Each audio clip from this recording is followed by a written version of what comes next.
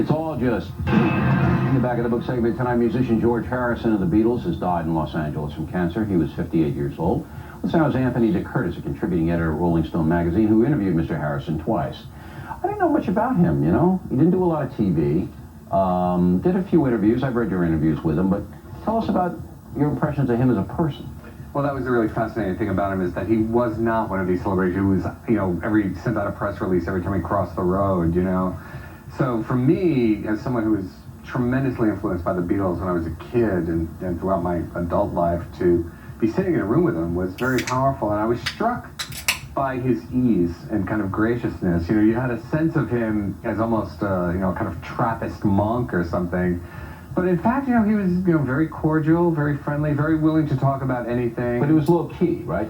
Yeah, extremely the other laid three back. were all charismatic. I mean, McCartney, Lennon, and Starr, all very charismatic, larger-than-life individuals. He kind of receded into the background. Well, that was also obviously why he was called the Quiet Beatle, but that quietness, he transformed into a kind of inwardness, into a kind of thoughtfulness, and finally, you know, kind of mysticism. He became very interested in Eastern religion, and that was really the basis for his life, and that came across very strongly when I met him. Was he a shy guy?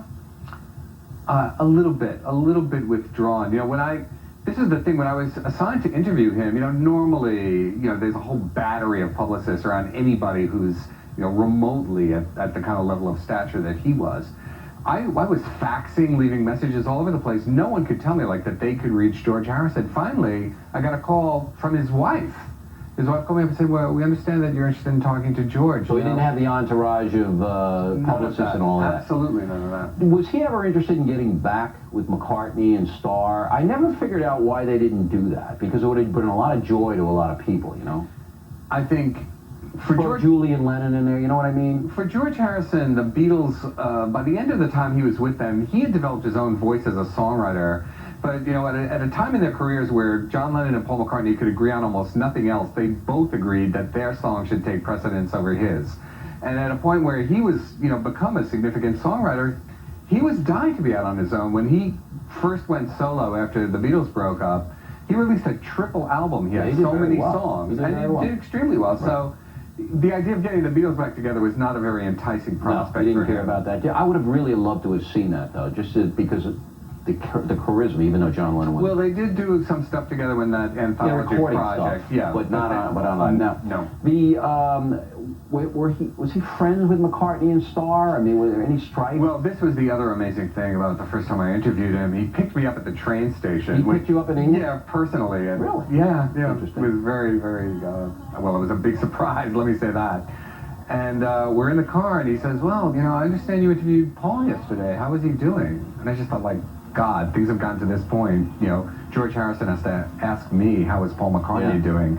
They were not very close. I understand that they had a kind of rapprochement as George increasingly got sick.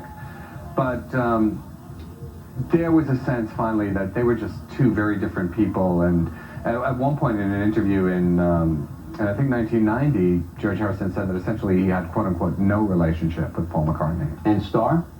He and Ringo were friends, had always been friends. Casual friends. Yes, exactly. You know, they weren't very, you know, they weren't together every day, but there was certainly a bond between them.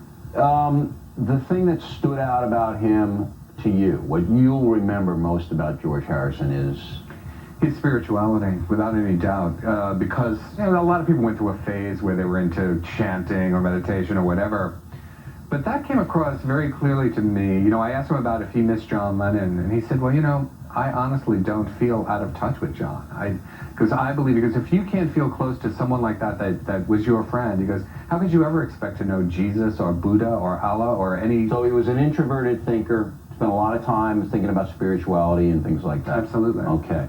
All right, Anthony, we appreciate your insight, and thanks for coming and talking about it with us. All right. Next, we'll wrap things up, the most ridiculous item of the day, and some